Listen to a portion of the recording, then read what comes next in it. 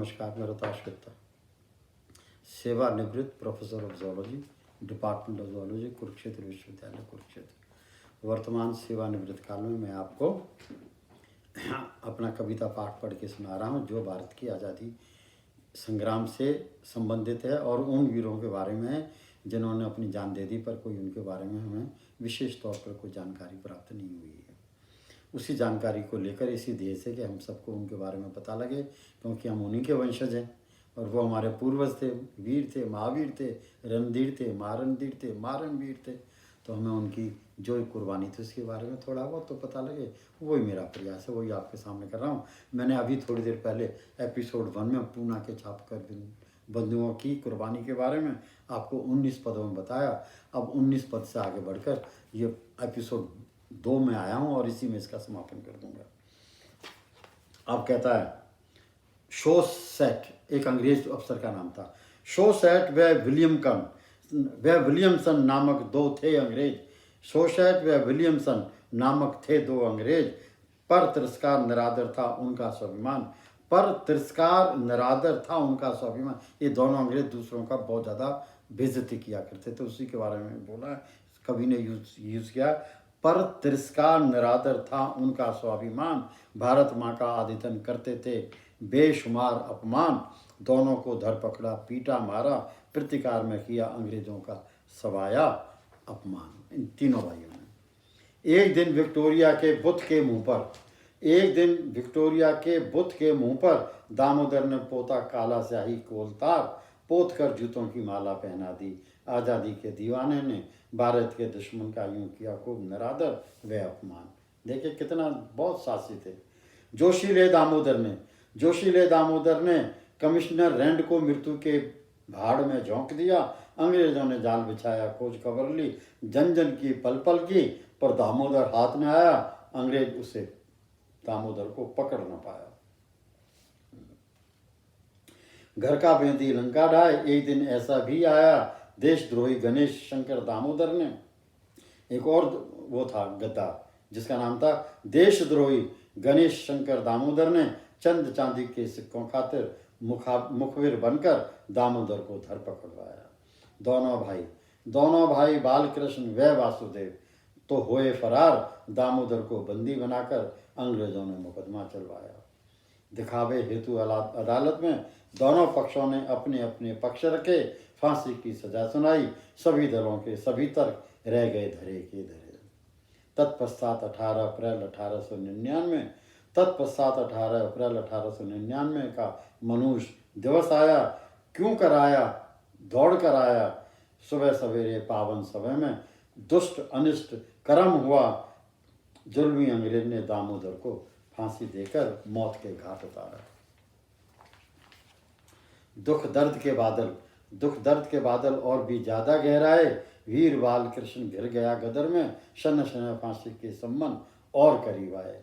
हुआ यूं कि बालकृष्ण बच निकले, अंग्रेजों के हाथ में आए। निजाम हैदराबाद के राज्य में जंगलात में जा छिपे, भूखे प्यासे गलफत में दिन गुजारे।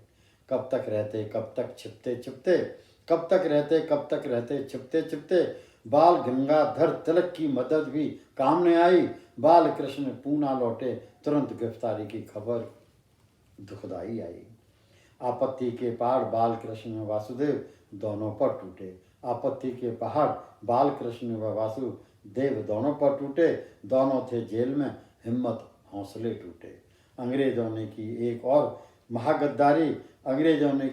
महागद्दारी, वासुदेव पर दबाव डाला। देखो, छोटे भाई पर दबाव डाला, वासुदेव पर दबाव डाला। दे सरकारी गवाही, बालकृष्ण विरुद्ध गवाही। अंग्रेजों को शर्म नहीं आई। उन्होंने एक वासुदेव से कहा कि तो अपने भाई बालकृष्ण के खिलाफ गवाही देते।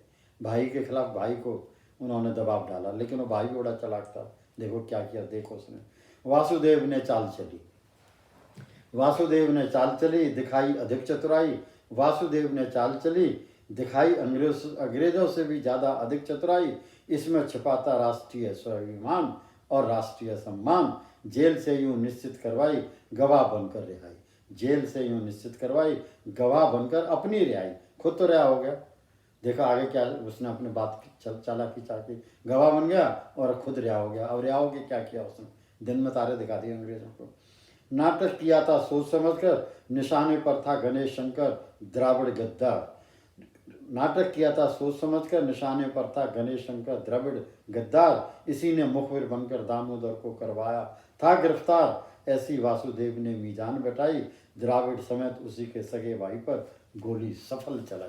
दोनों को मार दिया, भाई को और उधर। द्राविड़ बंधुओं की हत्या खातिर दोनों द्राविड़ बंधुओं को मार दिया, तो फिर क्या हुआ, द्राविड़ बंधुओं की हत्या खातिर अंग्रेजी तंत्र ने खुफिया जाल बिछाया। वासुदेव भी पकड़ा गया, हुआ बहुत अन्याय, शोर सलाखों में जकड़ा गया।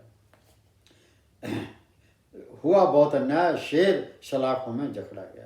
थाने में एक और अजूबा हुआ, थाने में एक और अजूबा हुआ, दहलाने वाला घटनाक्रम घटित हुआ, चौंकाने वाला। पूछताछ दौरान सिपाही रामजी पांडे ने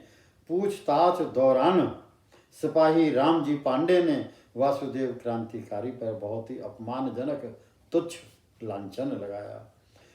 तब फिर जब लांछन लगाया वासुदेव पर, तो फिर क्या हुआ, वासुदेव बौखला उठा, अपशब्दों वाला लांछन सह न सका। वासुदेव स्वाभिमानी ने राम जी से रिवॉल्वर खोसा, राम जी पर ही चलाया, वासुदेव जरा न घबराया।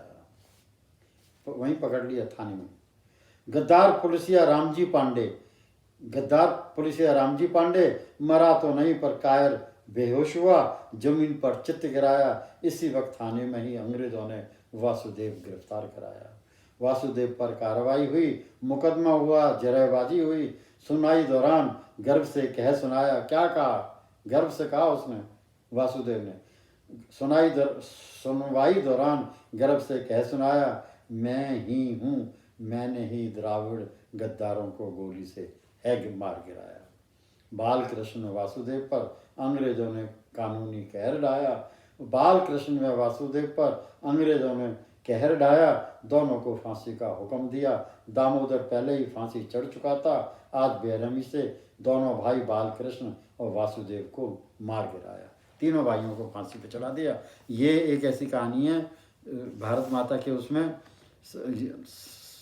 संग्राम, स्वतंत्रता संग्राम के होम में, यज्ञ में, कि एक ही फैमिली के, एक ही माँ के 3 जायों ने अंग्रेज़ों की जड़ों में पानी दिया, और अंग्रेज़ों ने, जैसे मैंने आपको बताया, अपनी सरदर्दी मिटाने के लिए तीनों को मृत्यु दंड दिया। आगे देखो क्या कहता है, आओ विश्लेषण करें। अब कवि कह रहा है उन तीनों को फांसी चढ़ाने के बारे में, तीनों भाई बालकृष्ण छापेकर, दामोदर छापेकर और वासुदेव छापेकर को पूना में जब उन तीनों को फांसी दे दी गई, तो फिर क्या हुआ, आओ विश्लेषण करें। छापेकर बंधुओं ने, आओ विश्लेषण करें, छापेकर बंधुओं ने आज़ादी के संघर्ष में क्या खोया, क्या वाकई में कुछ उन्होंने पाया, क्या खोया, क्या वाकई में, या क्या वाकई में उन्होंने कुछ पाया। देखो तीनों छापेकर बंधुओं ने अंग्रेजी हिंदुस्तानी अधिकारियों, पुलिसिये समेत मुखबिर व भाड़े के जासूसियों पर नई विधि से अंकुश लगाया। बिल्कुल नई विधि निकाली, सबको मारा उसने। उन दोनों 1899 ईस्वी के आसपास कांग्रेस तो खैर अभी पनपी भी नहीं थी, पर भारत के तत्कालीन जनमानस ने कितना सरोकार आज़ादी के संघर्ष में भागीदारी व कर्तव्य निभाया। अगर कुछ ज़्यादा निभाया होता तो तीनों को फांसी लगने देते। कुछ नहीं हुआ, कुछ नहीं, तभी तो कभी खिलजी, कभी तैमूर, कभी नादिर शाह, कभी गौरी, कभी मुगल आया, कभी स्पेनिश, कभी डच, कभी पुर्तगीज़ आया। अंग्रेजों ने तो 2 सदियों तक भारत व भारतीयों को था खूब दुत्कारा। क्या आज भी कोई, अवंत में कवि कह रहा है, क्या आज भी कोई मूलभूत गुणात्मक परिवर्तन है? क्या आज भी कोई मूलभूत गुणात्मक परिवर्तन है नेताओं और भारतीय समाज के बीजगणित में? क्या आज भी कोई मूलभूत गुणात्मक परिवर्तन है नेताओं और भारतीय समाज के बीजगणित में? क्या राष्ट्र स्वाभिमान का जिक्र धर्म निरपेक्षता का फिर आज भी शिकार है? यही प्रश्न है, यही जवाब है, जी नहीं, जी हाँ, जी नहीं, जी हाँ। धन्यवाद।